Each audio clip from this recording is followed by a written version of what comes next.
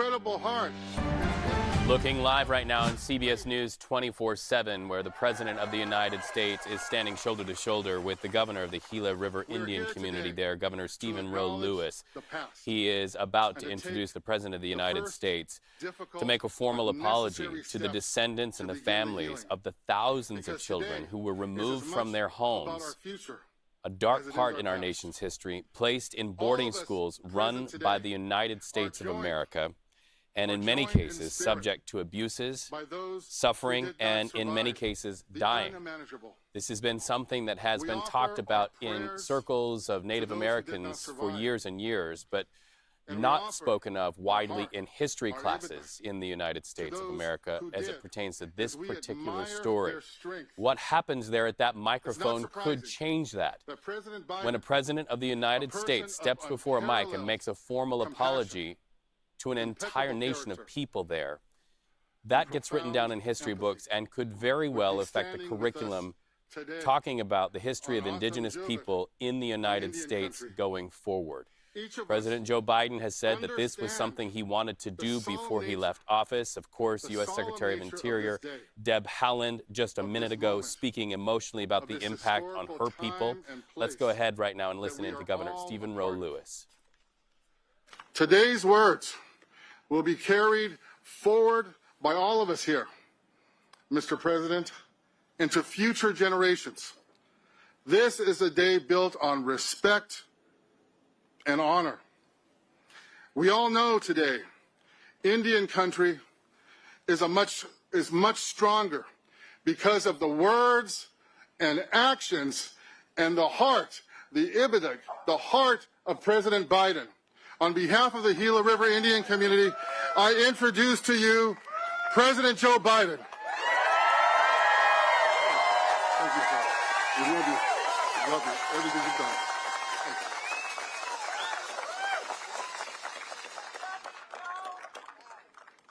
I'm Joe Biden. I'm Jill Biden's husband.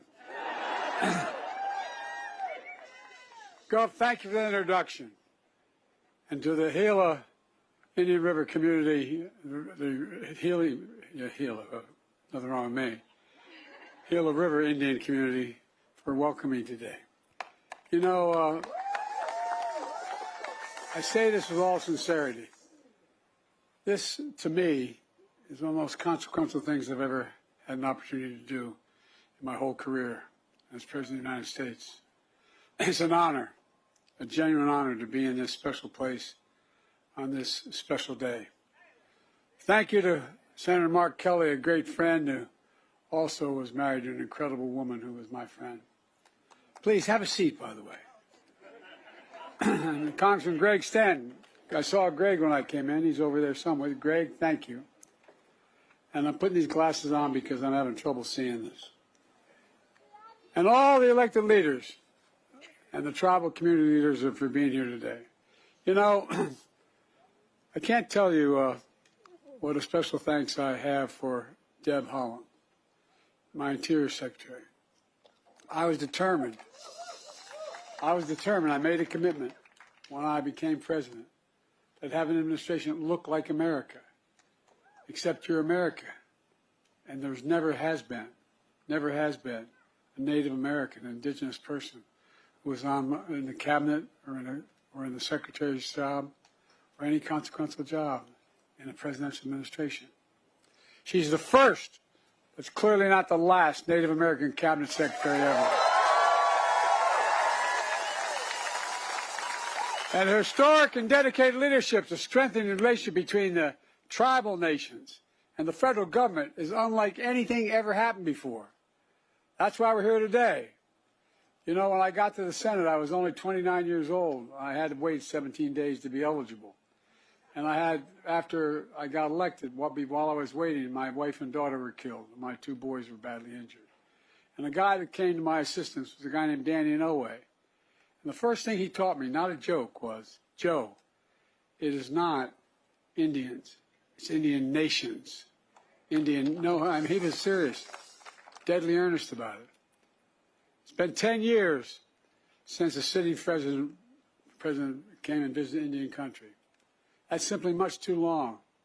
That's why I'm here today, not only to fulfill my promise to be first president to visit Indian country, but more importantly, to right a wrong, to chart a new path toward a better future for us all. I'm also here today because, as I said, my wife Jill has been here 10 times in the Indian country, literally. The First Lady sends her love and said, Joe, make sure you come home. Because every time she goes, she spent a lot of time, excuse me for saying this, the Navajo Nation. I'm worried. Every time she goes, I'm worried she's not coming home. I watched that beautiful performance just now and it moved me deeply. It's a reminder of everything Native people enjoy and employ. Sacred traditions, culture, passed down over thousands of years. Long before there was the United States, Native communities flourished on these lands. They practiced democratic government before we ever heard of it, developed advanced agriculture, contributed science, art, and culture. But eventually, the United States was established and began expanding, entering treaties with sovereign tribal nations. But as time moved on, respect for tribal sovereignty evaporated, was shattered, pushing Native people off their homelands, denying their humanity and their rights, targeting children to cut their connection to their ancestors and their inheritance and their heritage. At first, in the 1800s, the effort was voluntary, asking tribes to sell their children, to send their children away to vocational schools. But then the federal government mandated the removal of children from their families and tribes, launching what's called the Federal Indian Boarding School era. Over a 150-year span, 150 years, from the early 1800s to 1970, one of the most horrific chapters in American history. We should be ashamed. A chapter that most Americans don't know about. The vast majority don't even know about it. I was at my hotel today. I told the hotel staff that were leaving. I said, where are you going? I told them. They said, what are you doing? I told them. They said they're natives here. They said, I never knew that. I never knew that. Think of how many people don't know. As president, I believe it's important that we do know. You know, generations of Native children stolen, taken away to places they didn't know, with people they never met, who spoke a language they had never heard. Native communities silenced. Their children's laughter and play were gone. Children would arrive at schools, their clothes taken off, their hair that they were told was sacred was chopped off, their names literally erased, replaced by a number or an English name. One survivor later recounted her days when taken away. She said, quote, my mother, standing on that sidewalk as we loaded into a green bus, I can see the image of my mom burned into my mind and my heart where she was crying. Another survivor described what it was like at the boarding school. I quote, when I would talk in my tribal language, I would get hit. I lost my tongue. They beat me every day. Children abused, emotionally, physically, and sexually abused, forced into hard labor. Some put up for adoption without the consent of their birth parents. Some left for dead in unmarked graves. And for those who did return home, they were wounded in body and in spirit. Trauma and shame passed down through generations. The policy continued even after the Civil Rights Act, which got me involved in politics as a young man, even after the Civil Rights Act was passed in 1964. It continued. All told, hundreds and hundreds of federal Indian boarding schools across the country. Tens of thousands of Native children entered the system. Nearly 1,000 documented Native child deaths, though the real number is likely to be much, much higher. Lost generations, culture and language, lost trust. It's horribly, horribly wrong. It's a sin on our soul. I'd like to ask, with your permission, for a moment of silence, as we remember those lost and the generations living with that trauma.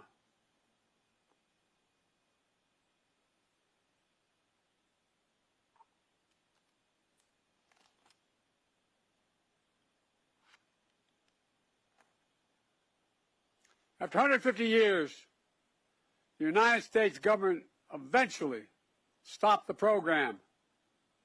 But the federal government has never formally apologized for what happened until today.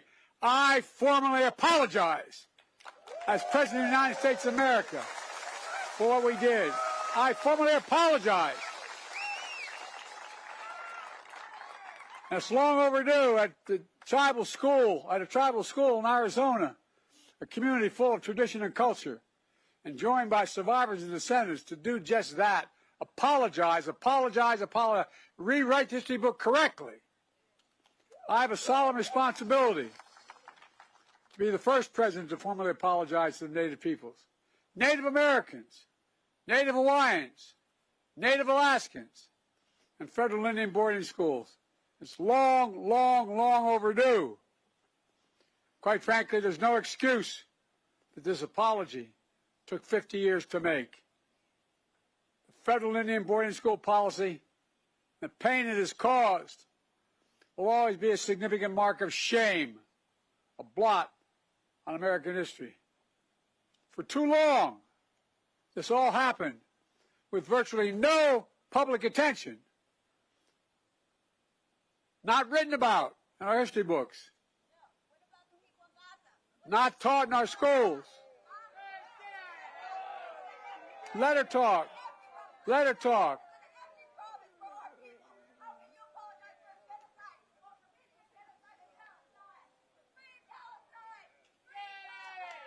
Oh, no, let her go. There's a lot of innocent people being killed. There's a lot of innocent people being killed, and it has to stop. For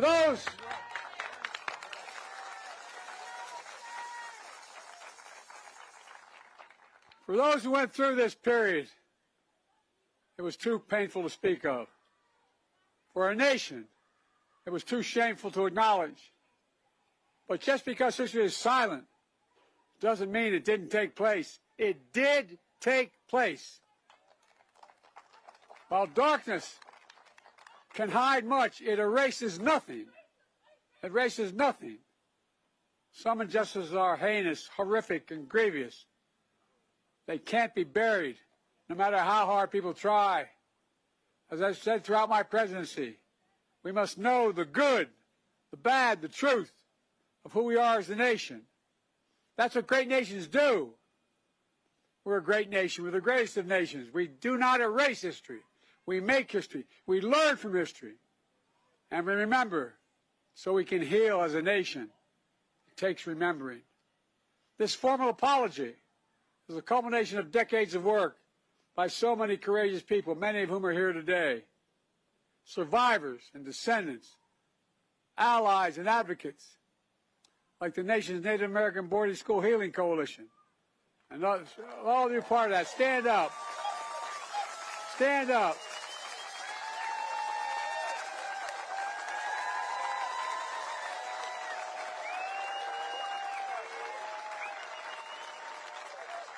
As my grandfather would say, you're doing God's work. And other courageous leaders have spent decades shining a light on this dark chapter. And leaders like Secretary Howland, whose grandparents were children at one of those boarding schools. U.S. Interior Department, the same department that long ago oversaw federal Indian boarding schools. Let's what?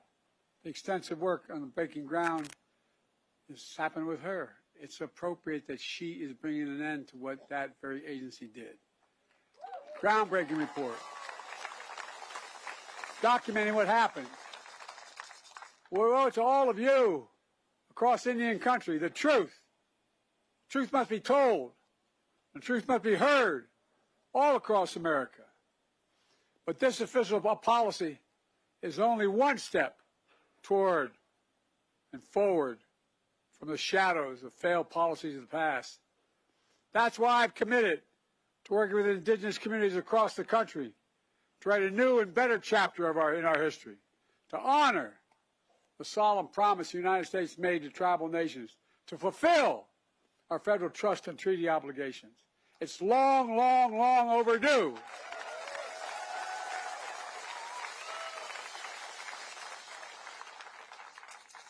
And I say this with all sincerity. From day one, my administration, Jill and I, Kamala, Secretary Howland, our entire administration have worked to include indigenous voices in all we do. Along with Secretary Howland, I've appointed Native Americans to lead across the federal government. I signed a groundbreaking executive order to give tribes more autonomy to make your own decisions, requiring federal agencies to streamline grant appropriations and applications, to co-manage federal programs, to eliminate heavy-handed reporting requirements. It's about representing your autonomy, and I might add, it's a hell of a lot more efficient when you do it too. Folks, I'm proud to have reestablished the White House Council on Native American Affairs, relaunched the White House Tribal Nation Summit, and taken historic steps to improve tribal consultation. With the historic laws I've signed, we're making some of the most significant investments in Native communities ever in American history. It's part of my Invest in America agenda, and it's helping all Americans from every state and every tribe, and that's good for all America. Helping Native communities get through the pandemic with vaccine shots in arms and checks in pockets. I'm proud this helped cut child poverty in Native communities by more than 1/3. I'm proud our economic plan has created 200,000 jobs for Native Americans. Record low employment in Native communities. With the strong support from Secretary Howell and all of you, we're finally modernizing tribal infrastructure, for God's sake. Building new roads, new bridges, delivering clean water, affordable high-speed broadband in every Native community, and so much more. Folks, we're just getting started. We're making historic climate investments in clean energy, conservation, clean water, Native communities, including co-stewardship of our land and waters. We just designated the first national marine sanctuary proposed by indigenous communities, which is off the coast of California. We just got that done. And I've restored and designated multiple national monuments to honor tribal nations, including the ancestral footprint of the Grand Canyon right here in Arizona, where I had the honor of visiting. It's breathtaking. It was breathtaking. I secured the first ever advanced funding for Indian health services, so tribal hospitals can plan ahead, order supplies, hire doctors, and know that the money will be there.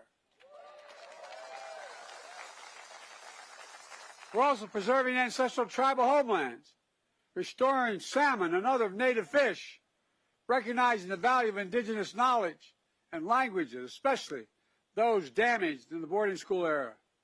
In fact, my administration was proud to defend the Indian Child Welfare Act.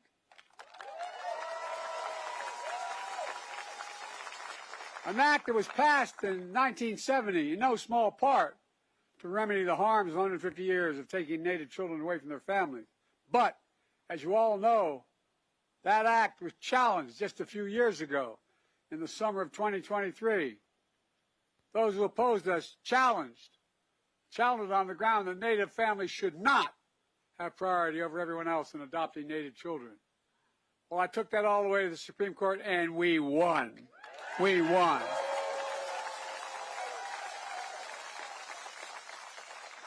We also extended mental health programs through the Bureau of Indian Education so young people have the tools to end cycle of generational trauma. As an educator, this is something Jill cares deeply about, my wife, just as she traveled across Native communities to increase access to health care and so much more, including helping open the first cancer cure center in Navajo Nation. More to do, a lot more to do. By the way, the infrastructure bill is over $1 trillion. It's not a decade. I mean, it's not a quarter. It's going to be there for a decade. Much, much more to come, and you've got to get your fair share. By authorizing the Violence Against Women Act, an act that I took great pains in writing 30 years ago, we also reaffirmed tribal sovereignty, expanded tribal jurisdiction in cases where outside predators harm members of your nation.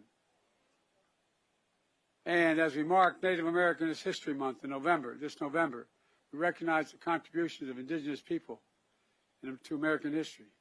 You are the first Americans. I might add, you're among the most patriotic Americans. Well, that's a fact.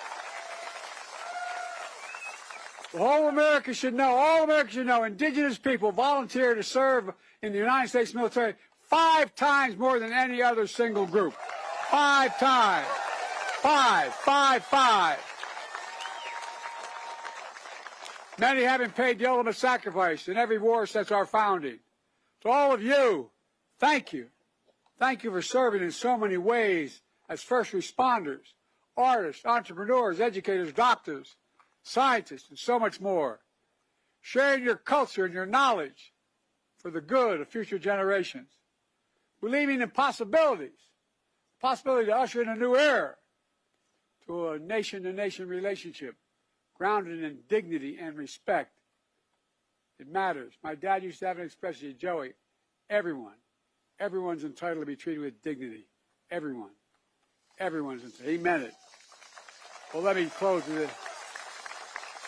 This is about restoring your dignity.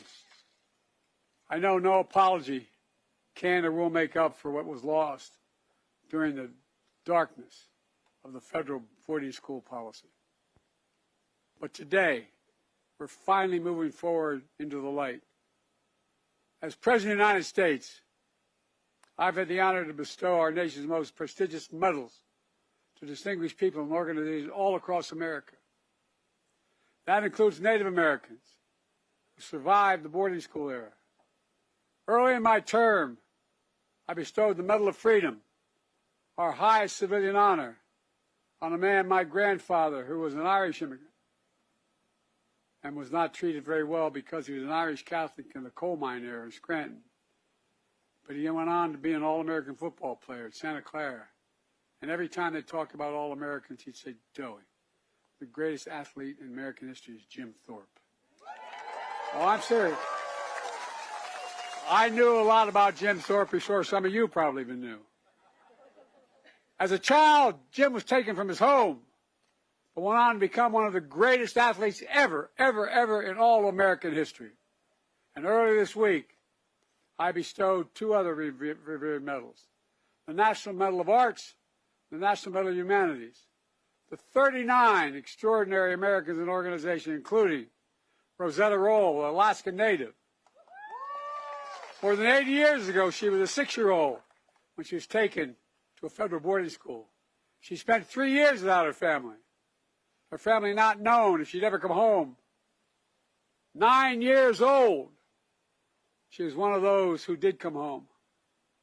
Over the next 7 decades, she became a leading anthropologist and advocate, building a new era of understanding. Her story, from being taken from her home as a child to standing in the Oval Office, receiving one of the nation's most consequential medals, is a story of the truth, the power of healing. When Rosetta sees young people singing traditional songs, just like we heard today, she says, and I quote, "We will hear the voices of our ancestors, and we are now hearing it through our children." For too long, this nation sought to silence the voices of generations of Native children. But now, your voices are being heard. That's the America that we should be. That's the America we can all be proud of. That's who we are. For God's sake, let's make sure we reach out and embrace. Because you make us stronger, you are America. God bless you all, and may God protect our troops. Thank you. President Joe Biden making an historic formal apology to the people of the Gila River Indian Community there in Arizona. Of course, this is about the boarding schools that were operated by the U.S. government and the thousands of young people who are removed from their families, taken to the boarding schools to be taught English, as the president said, in some cases their children's hair cut, abuse is suffered, and in many cases deaths. More on what the president had to say, including what happened there in the audience. You heard somebody speak out and say free Palestine, and what about the people of Gaza? The president said let her talk because there are innocent people who are dying in Gaza. So much more on what was said from the podium and off the podium on CBS News. Thank you so much for watching us. We appreciate it.